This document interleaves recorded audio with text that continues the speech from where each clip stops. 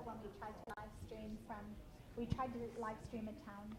Yes. Yeah, you were part of that. Were you on this end? Were you trying to? Oh, I'm not sure if That was last term, yeah. We tried to do it so we could connect in with these students so they could be part of our town hall there. But it doesn't always work that well. So that's why we decided to come up and see if we can do it a little bit. So right now, that's what's going out to the internet. Okay. There's an 8-second delay between what is happening here than out there. And I'm just crossing my fingers that everything will be okay.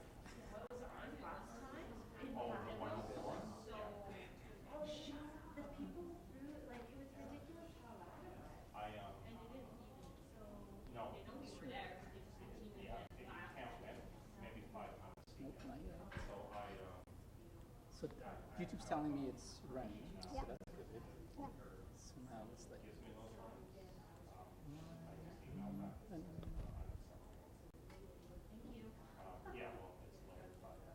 And this is like when you kind of go crazy because it says it's running, but I can't see it here. Yeah, yeah. Do you want me to go there? Does that help to see? To see If there's some. a person walking around? It doesn't really. I should see what YouTube is saying is, but I'm not saying on my. Oh, on your thing, I see. Maybe I'm not connected. I know it's. But thank you for doing this You're so welcome. much.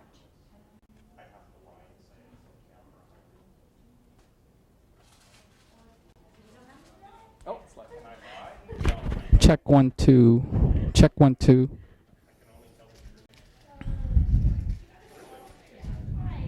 Check 1 2.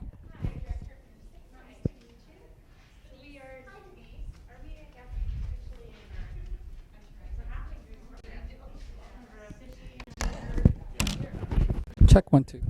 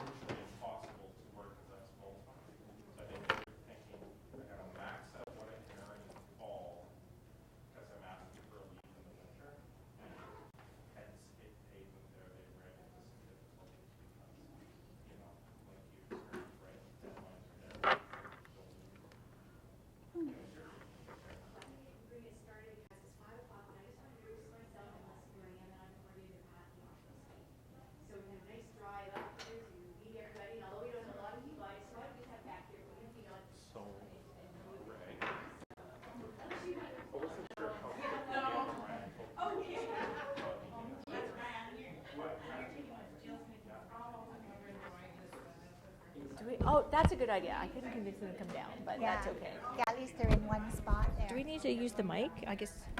Oh,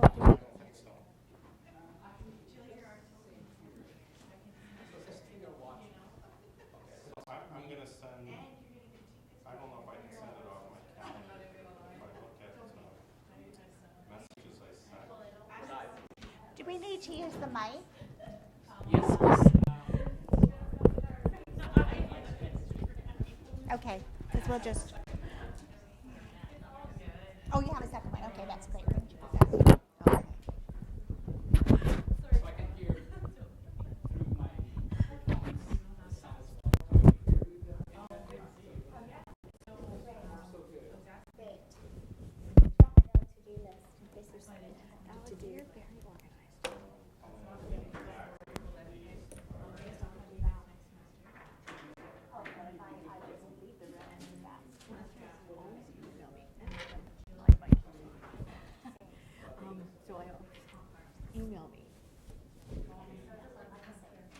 should we get started? I just, because I don't know who's logged on. Len, have people logged on at home? We think we have 3, and I just sent an email to everyone saying the link is definitely active, in case, because if they tried a bit early and it wasn't quite up, you never know. And so let's give it 2-3 minutes. Okay, sure. Sure. And I'll ask for feedback from a couple.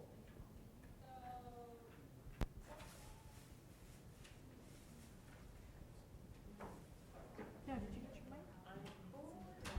Oh, he's checking.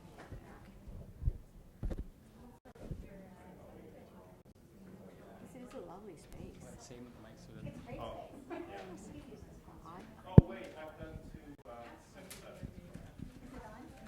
that would be on. That's great. And then it looks like this is a partition, and you could fold that back and have an extra large class. Yeah, it's Isn't huge, that- eh? That is just wonderful. This is what we need. We need more of these, especially if we grow. Yes, yes. We need this. Very lovely.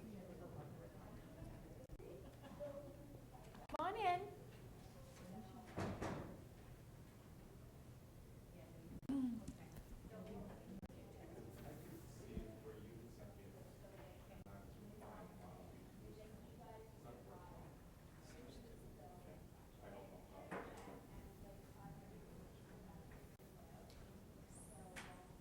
So then, how would you know, when people have questions online, are they sending them to you?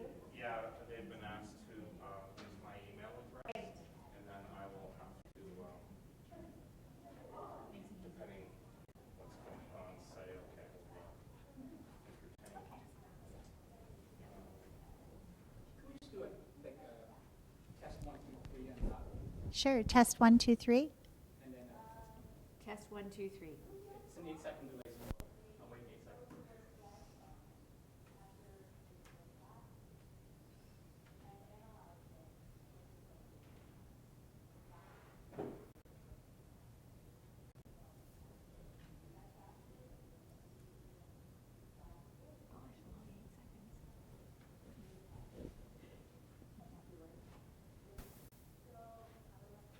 Was that good, Greg? Longer delay.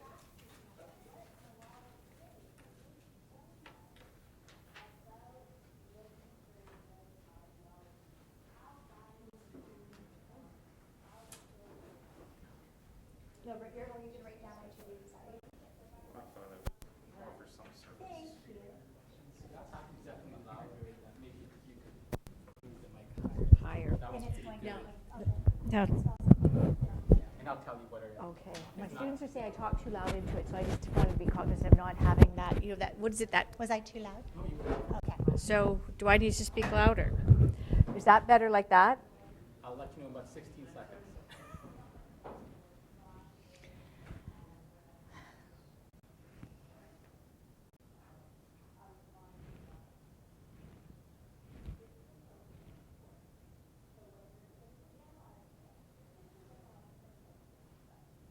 That's good.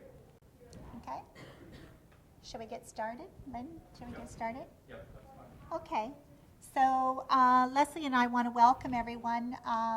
Thank you for coming, and thank you for the people who are online. I'm Vicki Smy, and I'm the director of the nursing program at UIT DC, UIT DC GC. So it's really great to be here. And I'm Leslie Graham. I'm the coordinator of the RPN to BSCN at the Oshawa site, and I am also very delighted to be here. Okay, so we're hoping, when we started this, we had a town hall, as you know, down in the Oshawa site. We invited you on web, and it didn't work necessarily that great. So we decided we'd come up here and visit with you and see how things are going. So we're trying to do this every semester just to, just to check in, and we don't get to see you. So it's also a way for us to get to know you a little bit better. So maybe we could start just by saying that the way we've set it up down in Oshawa site is that this is an opportunity for information sharing, questions, etc. Try to avoid it being anything other than positive. There's going to be things that we have to talk about things, but let's try to do that. to make it a really, it would be useful for us. Len's going to take notes for me so I know what I have to do when I go back to the Oshawa site to get, things shifted if we need to do something, et cetera, and Leslie as well. Eh, Leslie? Yes. So shall we start with some questions then, or comments? And I think you have to come up here to talk. I think, Greg, that's what they'll have to do, is come up here to talk into the mic. Is that what they have to do? Do we have a mic for the crowd? Yeah, I'll bring it to you. Can I do that? Can I bring it to them? Yeah, okay. It's just that you won't get captured on camera, so people won't see you. Do you want me to do that? If I can hear you, if you can speak nice and loud? Okay. Sorry? Oh, sorry, this way? I can move this too. Oh, you can, okay. They don't want to be on camera, apparently. They don't want to do that. But they're shy. No, go ahead. Lydia? One of mine, so I'm in semester 5, but I'm enjoying the flexibility that we have with having a varied campus. But I'm finding there's a lot of disconnect as well from the main campus, and that's something that several different talks have also expressed to us. So I mean, maybe I don't know when, but if professors, are they invited to this as well, or how do they get input in? Because it's just that disconnect, I think, leads to a lot of frustration. Right. So you're talking about, so Lydia's point, and I'm just going to repeat it for everybody who's not here, is around the disconnect between campuses. That, it's just by distance disconnect. We don't have a lot of contact with each other, etc. And you're talking for both the student body and for the professors. Correct. Okay. So go ahead, Leslie. And I think that's a really good question, because sometimes even though I'm 2 desks over from another faculty member, I feel the same way. So again, it really speaks to how well we have to communicate, and how we really emphasize whatever goes on one campus is mirrored at the other campus, and vice versa. So that is really our mantra all the time, that whatever goes on at one campus, we need to make sure we have to check in with Len to make sure that it's feasible to do at the Georgian campus. But yes, we sometimes feel the same way, and so we have to really work at communication. Did you have some ideas? I'm sure you must have some ideas from as a student body, because we're all about ideas. So let's put out some. I think the communication was better, and that there was less of a disconnect when we had similar professors. So online, sometimes UOIT students as well as us and Barry have had similar online classes where we're mixed. Then you feel like you're all getting the same everything across the board. And a few times we've had a prof from UOIT come down here and teaching, and that's been wonderful as well. Okay, so both good ideas. So the two ideas that were put forward is to have a prof come here. That's something we've done before. And the other part is to have the mixed forums online, et cetera, has worked very well. So that you as a class get to have some communication with the other campus, the students on the other campus, and with the professors on the other campus. Okay. John. I think we put that connection also potentiates too is when we have tests. So the UIT teacher will send the college teacher an outline of what will be covered in that topic, but then the teacher here will kind of reshape it a bit. But then we're being tested according to the UIT standards. But then our teacher will have changed it a little bit to like how it is. So we find a lot of concern with our tests that we have, because They're not consistent? or there's things that are on it that we didn't even cover. Oh, interesting. So could you give me an example of a course, for example, so I can write that down and follow that I up? had a Pathway 2 exam today. Okay. There was a question on aplastic anemia. We don't do anemia until week 10. Okay. Okay. So this is a question John's posed around an inconsistency, for example, in exams, where the Georgian site might have something slightly different, for example, in pathophysiology too. And we'll follow up on that for sure. I mean, there's consistency. One of the things about, let me just step back for one moment. There is a thing called professor autonomy, autonomy. So professors can kind of move around in a course, but what they can't do is change the learning outcomes. So they have to set their evaluations in terms of learning outcomes. And those cannot change. They have to be the same across the course. Having said that, it is better when we have, I think, when we have more consistency than less consistency. So this is something we're following up on right now. Actually, our associate dean is looking into this and what's been happening with this particular course and et cetera, just to ensure that it's fair, it's fair and just across sites. Because that would be a concern if we didn't feel, if you're getting tested on material that you haven't had yet. So thank you for raising that. And because we do endeavor to have the same test at the same time. Now, sometimes we will alter it by an hour so that one site will be writing an hour earlier because we can't get the room space. But generally, they're writing exactly at the same time or within a very short time frame so that you can't, so to protect the integrity of the exam and all that kind of stuff. So generally, that is the way that we approach that. Right. So do you want to turn off? What are you suggesting? We can use two of these, but I have to turn yours off. Oh, okay. So turn. So if you have A question? comment, possibly a question, Okay. so I'll just. Do you want to say it? Here. Sure. Go ahead then. So this is from Melissa. So Melissa would be semester 5. So she's saying a suggestion or a comment. I think from a content perspective and for the sake of consistency, having online courses being held in one forum, i.e. same professor providing recordings for both campuses is something that she thinks would be helpful. So when you're asking for possible suggestions, that's what Melissa has contributed. Let's write that down. Len, are you able to double? Yeah, can you do that? Because it's a good suggestion. And by the way, we're doing ongoing evaluations from our post-exit surveys, 1 year out, 3 years out. And we do pay attention to forums like this as well as those evaluations. So we take this feedback in and it does direct the program. So just so you know. Yes? Go ahead. What's being done with the evaluations that we fill out? Okay. Because sometimes I feel you fill them out, you have the same professor next semester, and it's exactly the same and nothing has changed. Okay. That's what I'm really curious about. Okay. So I'll explain course evaluations. Leslie can explain how they get there, and then I'll explain what happens when they get to UIT. Go ahead. I think we have to share the mic, and so the course evaluations in the latter part of the semester, the students are invited to provide evaluations of the professor. Those are all sent off to an off-site repository where they're all tabulated. They're not even done on-site. They're sent off. Then those go back to our deans, and so then our deans will review them and then give us that individual feedback. That feedback may take up to maybe 8 months, that all those checks and balances, but we do get all that feedback. We have that as part of our evaluation as well, and we are evaluated quite rigorously, both by the college and the university, many times a year. Is that answer the question?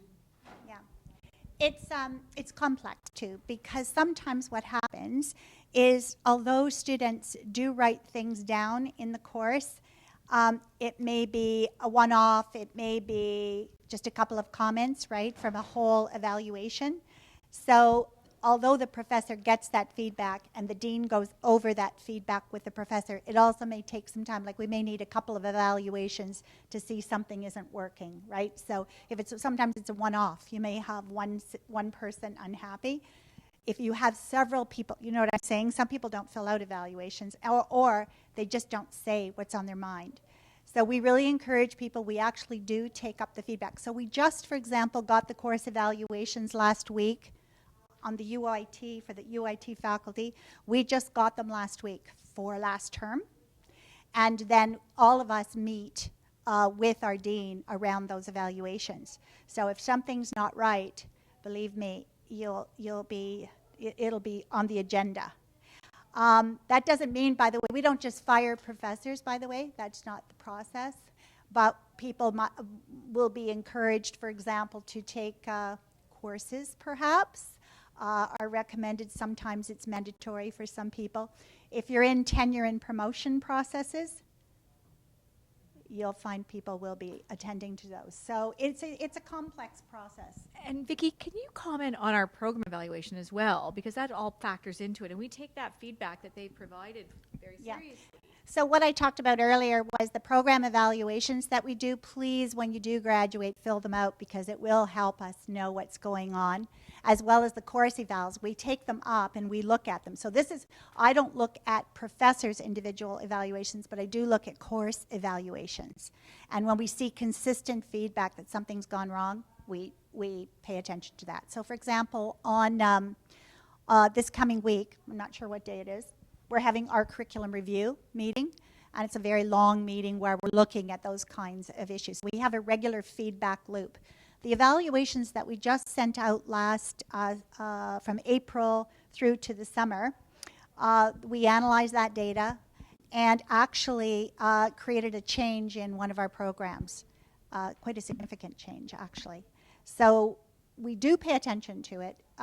There is a high value, I would say, placed on student evaluations. Again, I just want to go back to the course evaluations. Please don't hesitate to talk to Len when there is an issue, but we do have to see it in the evaluations. It can't just be, right, you can imagine. So, yeah, it's complicated. I hope we answered your question. Yeah. Len, are there other questions? There might be one. I'm just encouraging them to participate. Okay. Of course, please go ahead. How is it possible that professors here don't have the same like access to material for like recording lectures? Like one of our professors, she's saying that she doesn't have the access to like Adobe or like to make recorded lectures like the other professors do and post them on YouTube. She doesn't get the access to it. It's not a full-time. Like she's not like, how does that? Because that's for us, it makes it more accessible and more like the quality, no technological difficulties comparing to like what's the difference between like why do we get a difference?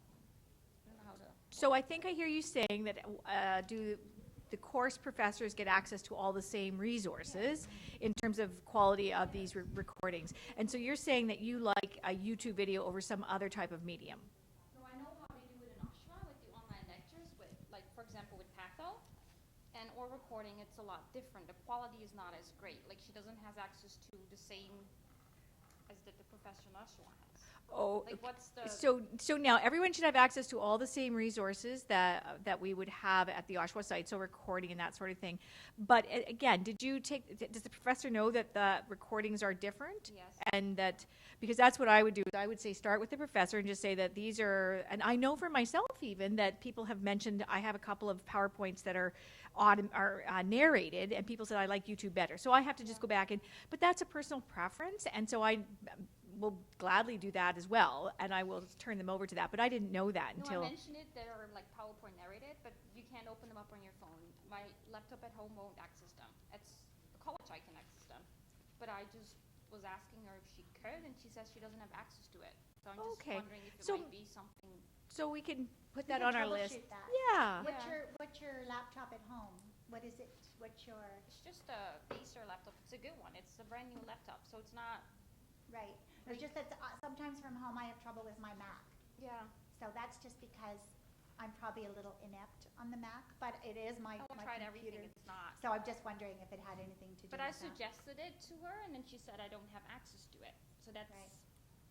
Right. Okay, we'll put that I on the was list, and wondering. so you were saying that as for you, that having them in a different format would be helpful for you. Yes. Okay. I think I'm not like a lot of people had issues opening them up on like. a Okay. Mac So, but computer we'll or- just, if that's your, so we'll put that on our list and see how. Just to be clear, Denise, what is it that you would hope she could access? Just want to, is it Adobe Connect or?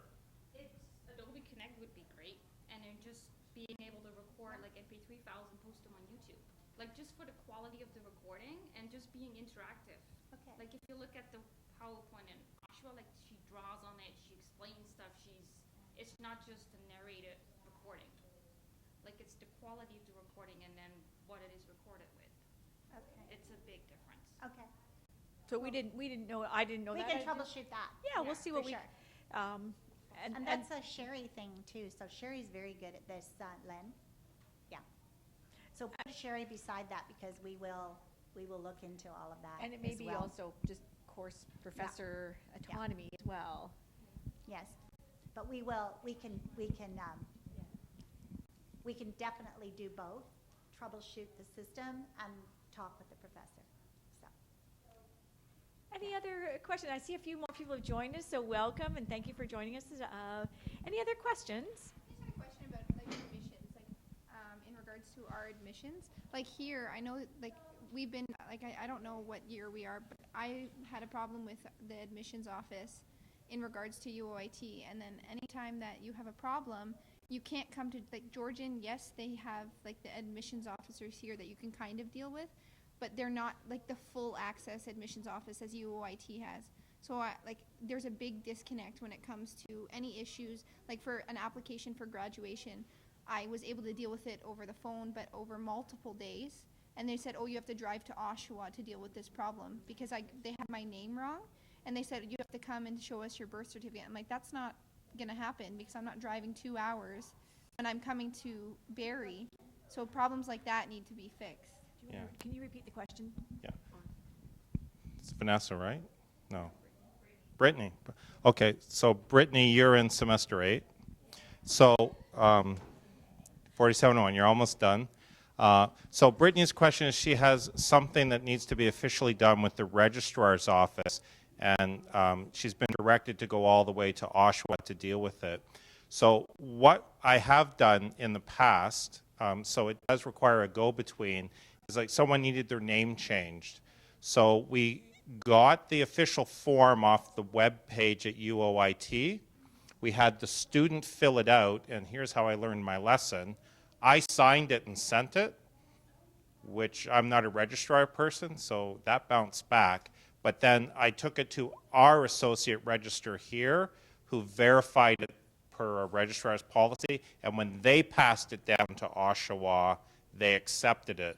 So part of the issue is both registrar's office are used to dealing, I know it's not a good answer, with the stay-at-home people, and they get thrown off because people in our program here, it's a little bit different. So whenever you have a problem like that, I think, as much as I hate to say it, if you let me know, I can bridge you between the two, because you don't have to drive 2 hours, 15 minutes to Oshawa to thing. The name change, we can make it work. Yeah, like I was able to deal with it, but it took like 15 emails.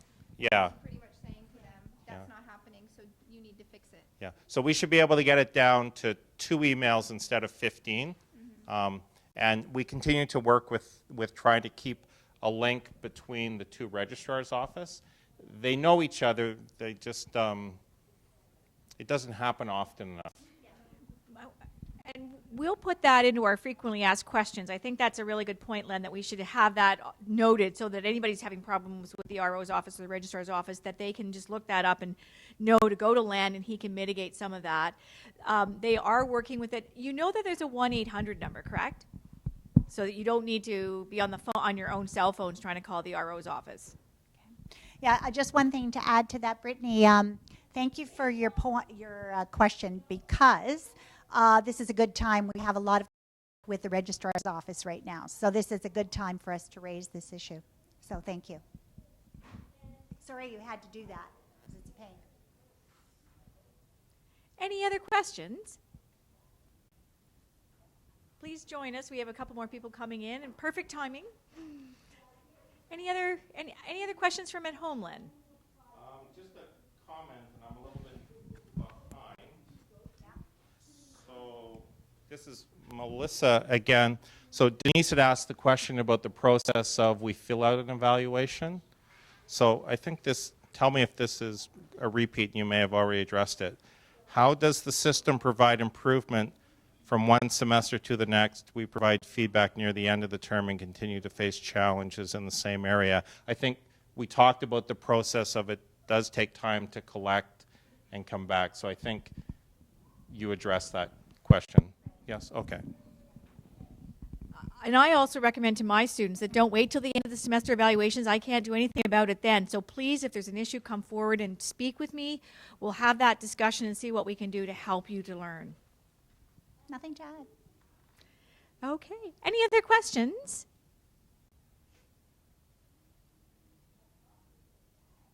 Well, this is a very quiet. Yes, go ahead. Curious, I've heard about other universities and how they've done on the new RN exam, and I'm just curious if there's any data about our cohort. Yes, there is. Just the NCLEX RN is what you're talking about. And the results, let's put it this way. From a faculty perspective, we wish our results were better. We're in keeping with the results in Ontario. We're not, we're hovering around there.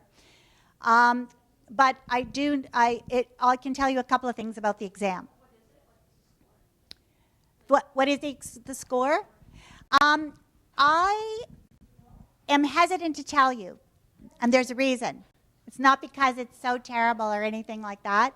It's because we still don't have enough writers to make sense of the score. So we have writers, but we don't have enough to really talk about whether it's statistically significant, but we know we're sort of in that sort of ballpark of the other writers in Ontario. That's all I can tell you right now, because that's all that's fair to tell you. I don't want you to get all alarmed or anything. It's not terrible. It's not great news for us, I'll be honest. We wish it were better. Now, there's a couple of things we've learned, though. And we sent out a survey. You might not know this because you're not in that place, but we sent out a survey to all of our students who graduated last year who are writing the NCLEX. We asked for feedback from the students regarding what was helpful, what wasn't helpful, how they did, blah, blah, blah. And the students found a couple of resources that stood out, and I feel quite comfortable telling you that because these are the same resources that students spoke to in the Canadian study. There's currently a Canadian study. It's ongoing. It hasn't finished. But we got some preliminary results from that study. And this is interviews with new graduates from across the country that CUPN, the Council of Ontario University Programs in Nursing, had set up. And so UWorld is a big help to students. They find this most like the exam itself. Another great resource is Kaplan. Students thought the HESI was okay. It's a great help for getting into the writing and thinking about questions, etc. But it wasn't on the top of students' lists in terms of helpfulness. Students said, study, study, study. Though this is not a last minute studying for this exam. And the other thing that students said very loud and clear is don't wait too long to write it. Because there is something called knowledge decay. There really is. And so this makes sense to all of you?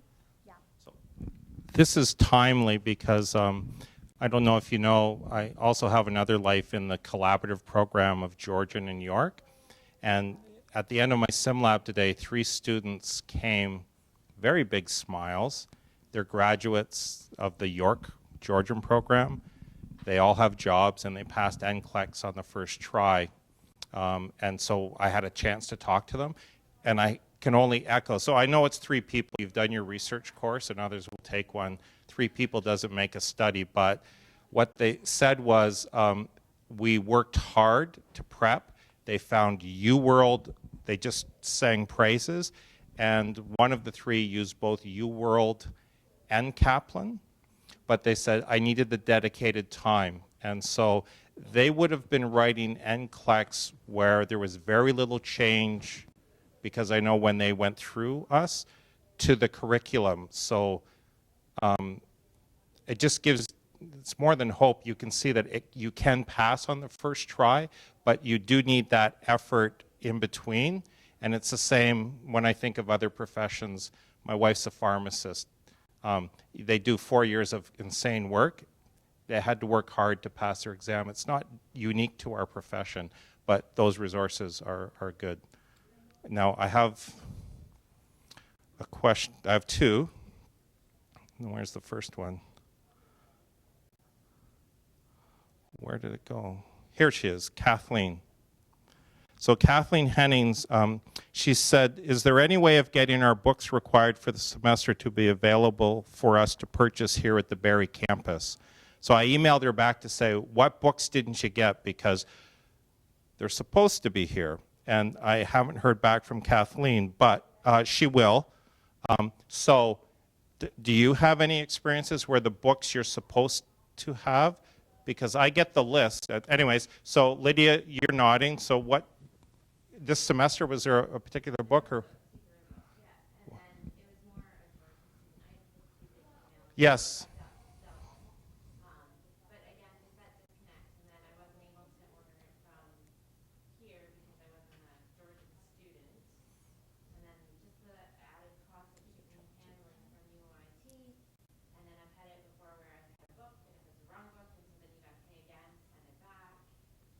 Yeah. Yeah. So, okay, so you've been caught a couple times, Brittany. The nutrition book.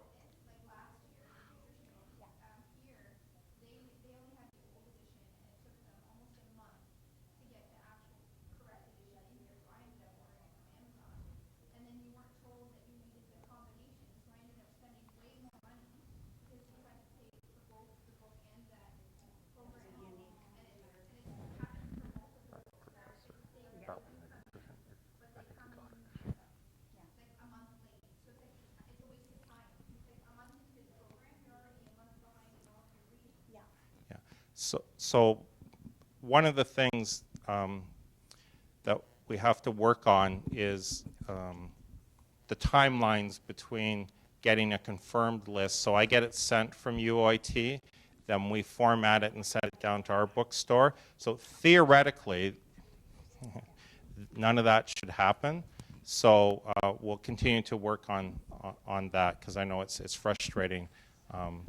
And I'll look. I have another question from someone else, so I'll look, but I got to see if Kathleen mentioned her book. Yeah, we've had a few problems with books, and there were multiple issues attached to it, so we've been trying to troubleshoot the book issue, for sure. We did have one book that was sent back. Students shouldn't have to pay for that if there's been an error by the university. So we'll look at that. That you shouldn't have had to pay if it was our error. Yeah. Yeah. Yeah.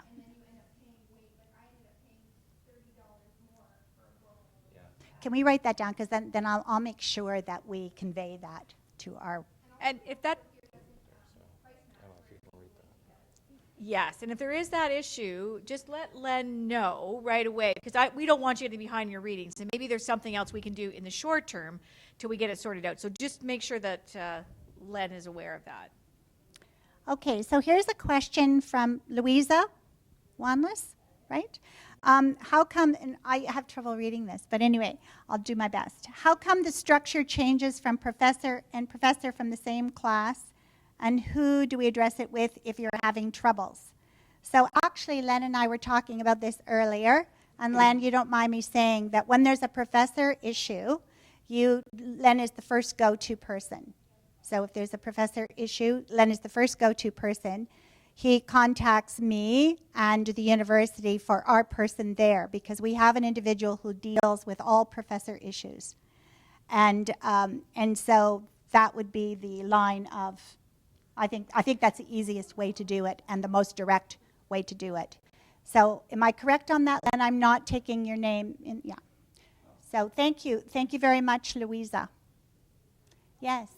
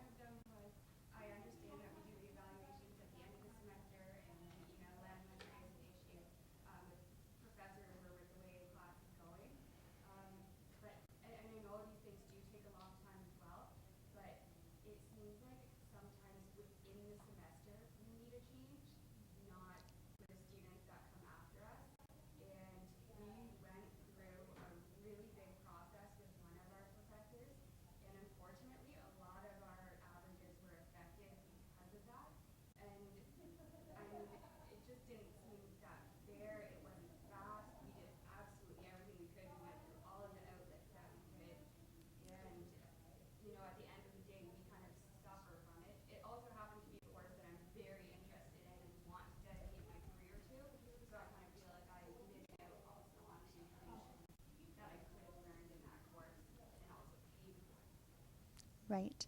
you know, if you can address that Right. problem, it just didn't seem to get solved very. So I think again, Leslie, if, I think that that would be, you would take it to Len. Len would bring that immediately to Leslie. Yeah, and I know Len was actually great with it. He worked really hard on it. I know he did, and he opened the lines of communication very well with us. But, and I know, again, I know it is a big process, but we did miss out on a big chunk of money, of learning, and a lot of frustration. Right. And you know, I'm sure that's how you feel, but you've never been able to be successful if you missed out on learning that you would need. If you would never been able to write the examination if you didn't have that knowledge. It was just one course, and it was a specialty course, and it was one that I was really interested in, and, you know, I wish I could have taken more from it, but. Sure, absolutely. We certainly, I think we hear you, what you're saying for sure. So it was a specialty course, not a mandatory course?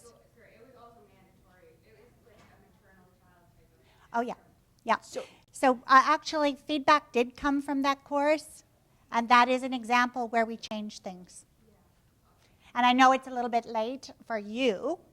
Or even just, you know, a little bit of acknowledgement, you know, sorry guys, would have been kind of nice, because we didn't even know that our efforts had any impact at all. Right. So here, what's your name? Sorry. Cheryl is asking for kind of a feedback loop to students when there have been issues raised, and you'd like to kind of know what happened and whether your efforts were recognized. How there was progress. Yeah. Okay. We can do that. We can do that for sure. Len, are you writing that down? Because I'll forget for sure. No, I want to be sure I have every issue written down. I know Len's multitasking right now, so sorry about that. But, he said he'd write things down Yes, for us. Go now, ahead, Leslie. I was just going to say, will you have the opportunity, I don't know what year of the program you're in, but could you get that sort of placement for one of either your 4100 or 4700 or 4705? Is that something that's still available to you? Or maybe you're, No, it was a one-time thing. so you finished the program this semester? Yes, I do. Okay. Okay. And then also just another thing was the electives, because we're Georgian UOIT. Most of the electives from UOIT are actually in class and on campus. So when it did come down to it, we only got usually one, maybe two options to do online. And we were thinking it might be a good solution to open the registration up for electives to us first, so that we can sign up for the online courses, and then open it up to the UOIT students who have more options because they have in-class as well as the online, Right. if that makes sense. And then, or possibly opening Georgian electives up to us, so that we can sign up for the Georgian electives. So do you want to answer? Do you want to So, go ahead, Leslie? and so I just want to, and again, we hear you, we know it won't help you, but we are adding more electives all the time. So we've got a couple of really great electives coming up. There's high acuity coming up. There's a pediatric one coming up. There's a couple that will be coming up, but again, it takes time to get moving. There's also some other ones coming up in the health sciences as well. So there's other ones that will be, as well as outside of health sciences. So there are some coming up. I'm getting a couple of feedback. We're forgetting to repeat the question.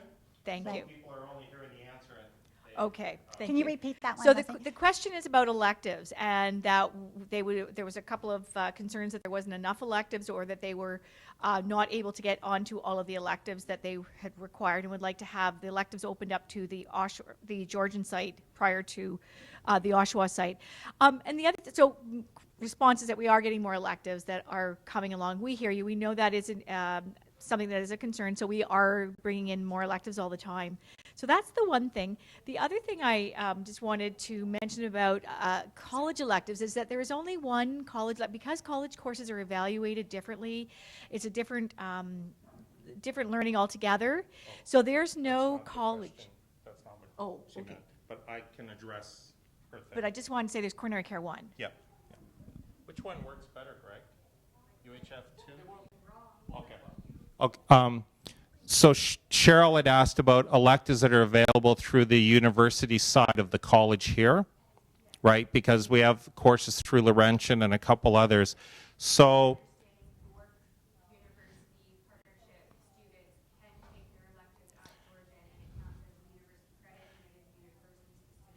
Yeah, so there are some, and I will have to take this back to Nina. So there's an associate dean that I report to. Her name is Nina Konich, and I was told there would be a solution. It really came down to students would have to pretend to sign up for a program that they're never really going to do, which then allows you to take electives so that they can get on your transcript.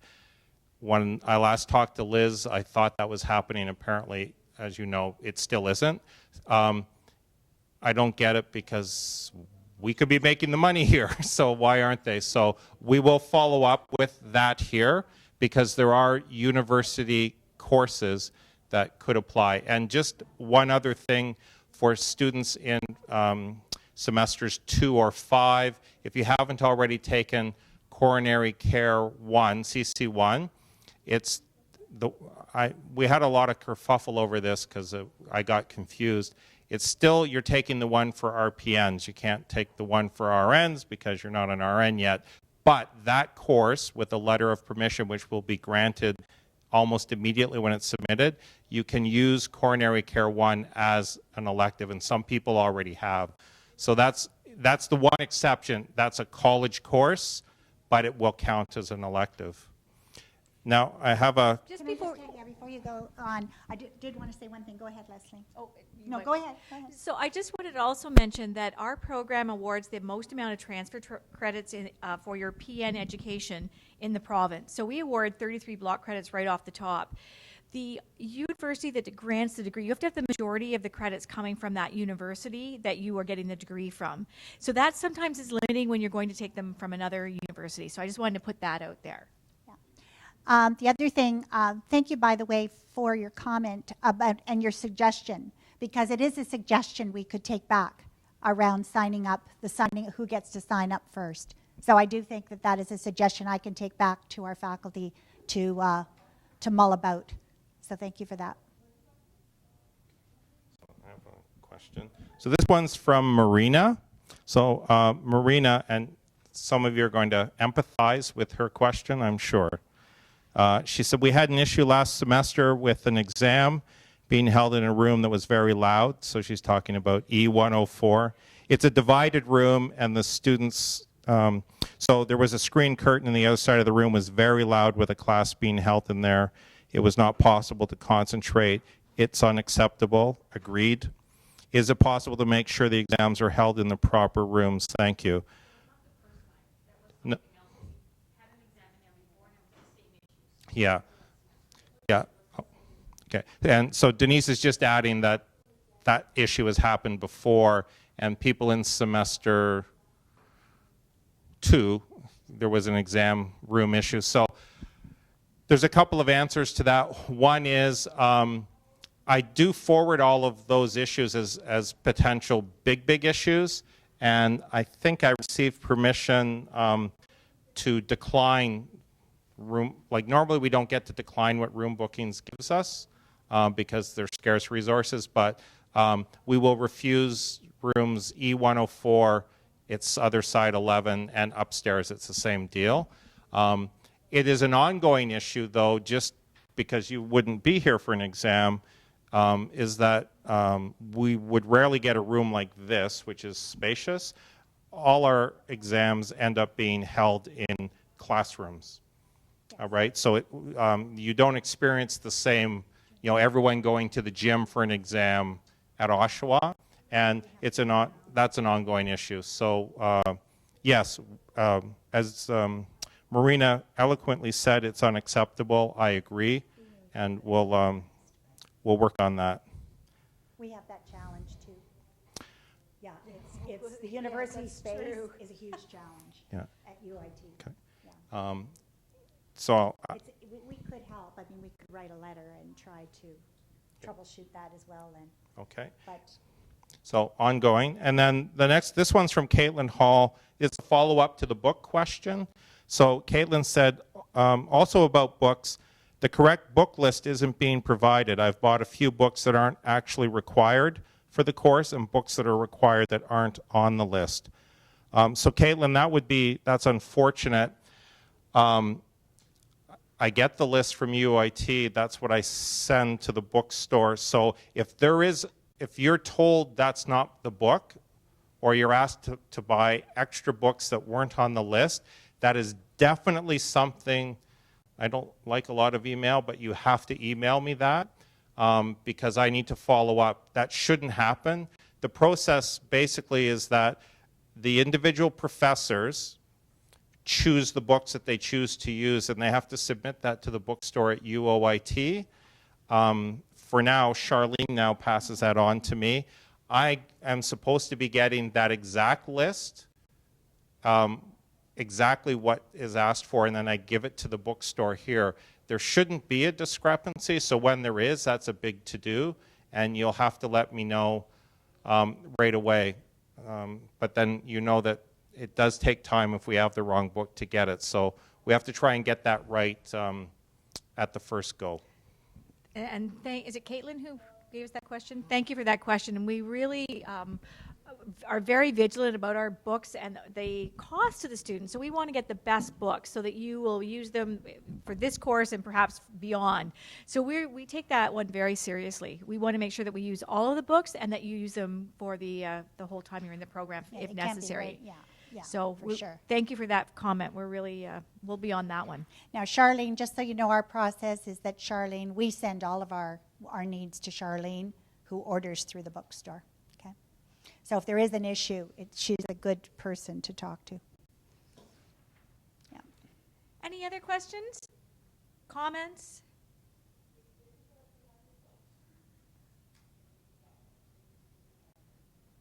Anybody online as well? I have one more.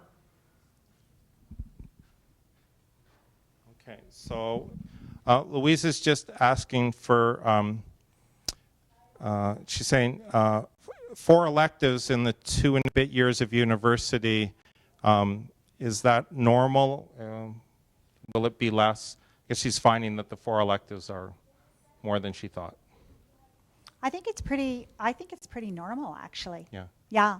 When we're right now doing university review, so we're looking at the number of electives. We're doing university review, and I would say that that's pretty much in keeping with many programs. So it's not that different. It was the same where I came from before, so it's quite similar. Does that seem like a lot? Is that what she's saying? Well, she's just asking. She Okay. didn't say it was a lot or too little. She just Okay. wondered if that That's was a pretty much a normal, norm. Yeah. a normal practice. Yeah. Now, Kathleen was able to respond. She's the first one who started the thread on the books. So just as an example, she said this semester she couldn't find fundamentals of developmental psychology. Is that semester 2 or semester? 2. 2. Yeah. Yeah. Yeah. So if anybody else has had a problem, because that's one I'm trying to remember. There was something about that. And then interprofessional healthcare teams. I thought With we had that one. I thought Now, so too. dosage calculation second edition, that's from the pharmacology health assessment course. That's a suggested book, and so we don't bring it into the bookstore. There's other kinds. Okay.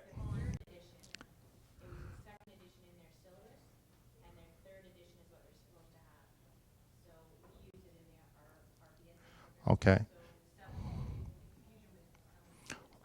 Okay, so for the dosage calculation, the feedback from the audience was that the syllabus asked for second edition, but what they really needed was third.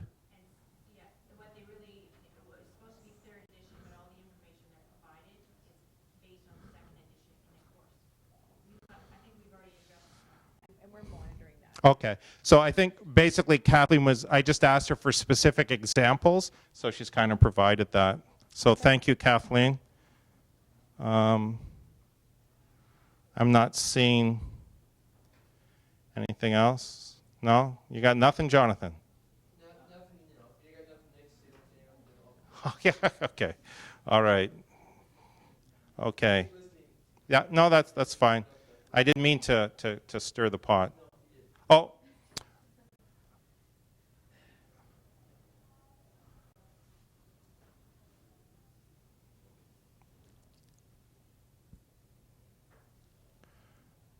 Okay.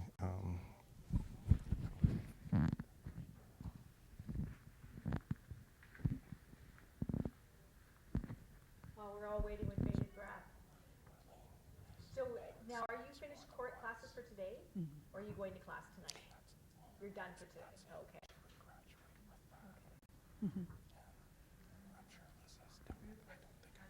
No, that's fine. They just, okay, so they're writing the HASI. Okay, oh my goodness. Are you going over there, Lynn? Yes, Len's going over 6. To auto, So unless there's, well, forwarding it to our associate dean. Yeah, and I'll give him some. Yeah, that's great. Yeah, that's perfect. And I'll let her know. Yeah. Okay. Yeah. Anything else? Jonathan? More like a question. So those who have been working for a long time between their RPN and their RN programs, there are a few or people like myself who work with gerontology, so we don't really utilize or practice too much. Like I don't work with chest tubes, I don't work with IVs, tracheostomies, and those are all advanced skills that should be consistent with RN and practice. So I'm just wondering if that is something that is expected from us to be able to get ourselves brought up to a best practice, because I'm pretty sure the NCLEX will have questions about like care for that. So, or is that our responsibility, or is there something that we're able to like refresh on? Or is it Right. not So I got to repeat the program question. seems like it's a lot of theory, but not a lot of skill enhancement. So I'm not quite sure like the main differences between Well, I think, difference in RN yeah. in of itself. Right. So let me see if I can paraphrase your question, John, for people.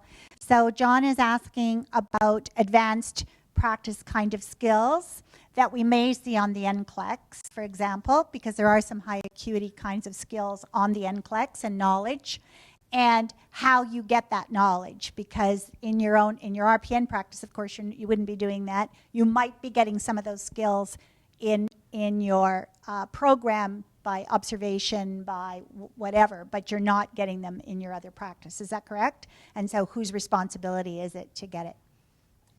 So, well, we really focus on RN practice, not really on a lot of skills, because skills can be, we can teach skills to anyone, really. And when you're talking about skills, some of those skills are even beyond chest tubes. There's Swan-Ganz catheter and ventilators. So there are some skill type questions. And so, Len, do you do the workshops at all, or?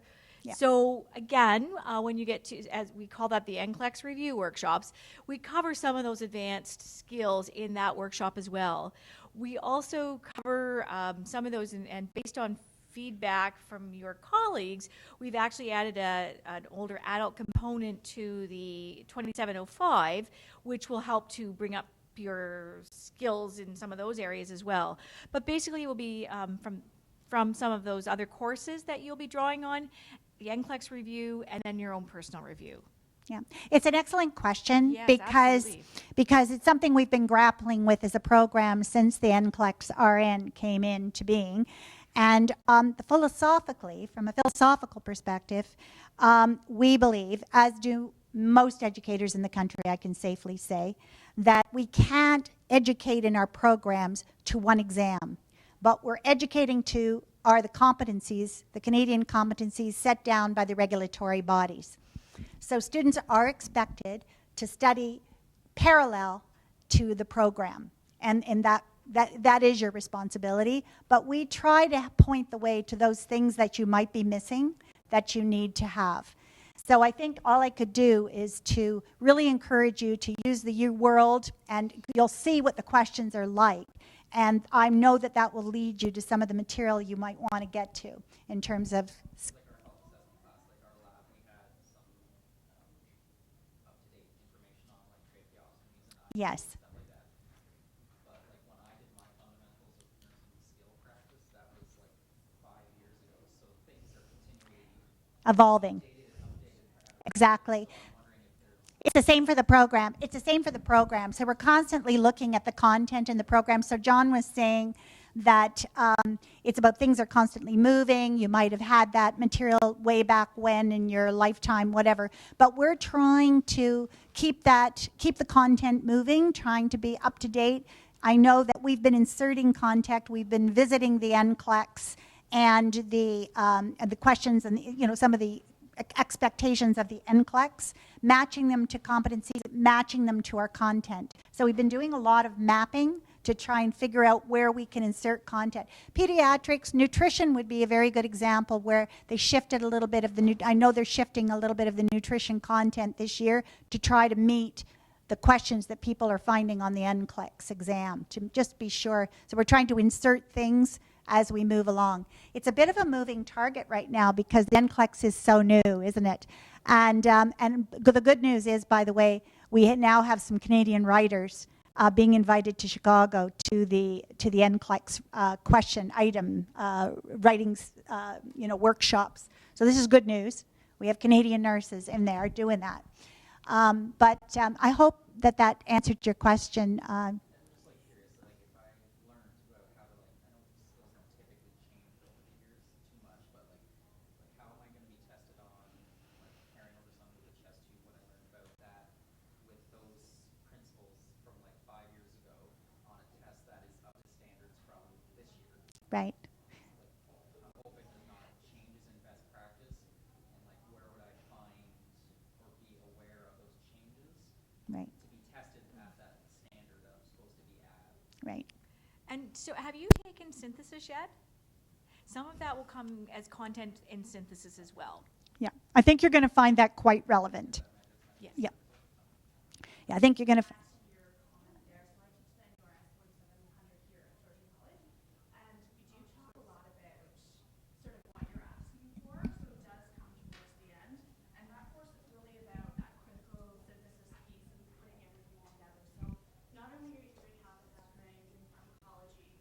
There's a whole piece on CVADs, ECG interpretation, so you are going to get some of what you're looking for at this point. I'm not sure where you are in terms of what level you are, or if you're in year 1 or year 2, but certainly by the time you actually get to 4700, you will certainly get the opportunities to explore that a little bit more. And if there's something specific that you're looking for in terms of your learning goals or as a class, like, we can certainly look to that and explore that with you.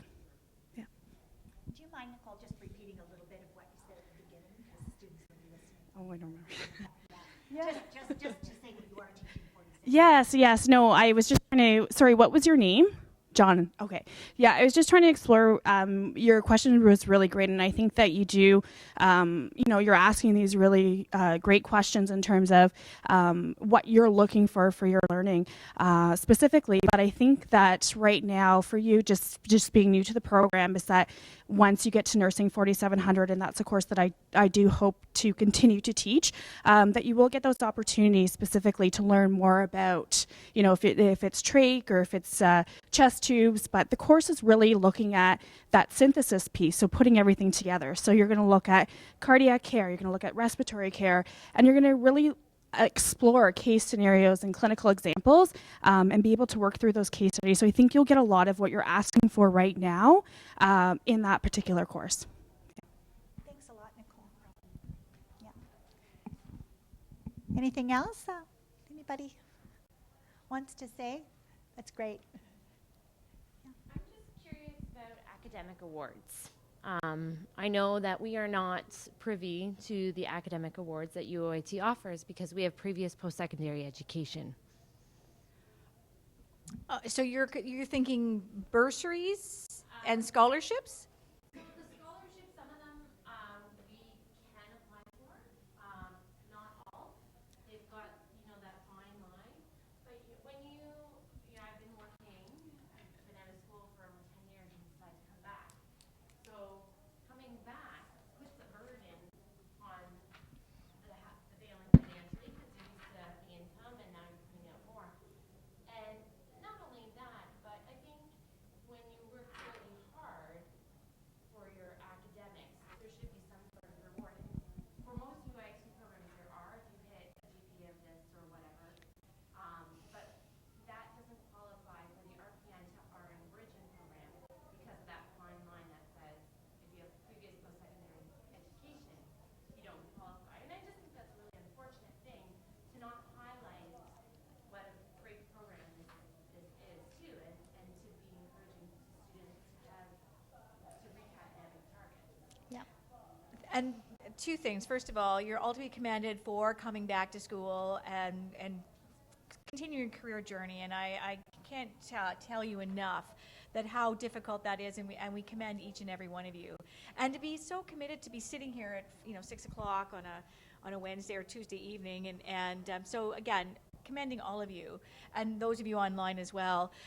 Yes, we are aware that there are the scholarships are a little bit slim, and we've had people come and talk to the bridging the 0420 group, an initial bridge semester, about that, so that we can really get an understanding of where we can go and help to develop some scholarships for the bridge students. Absolutely. We do, I'm sure us in the room, we do write a lot of RN FU scholarship references for that very thing. So there are other sources that we look to as well, and we very much support them.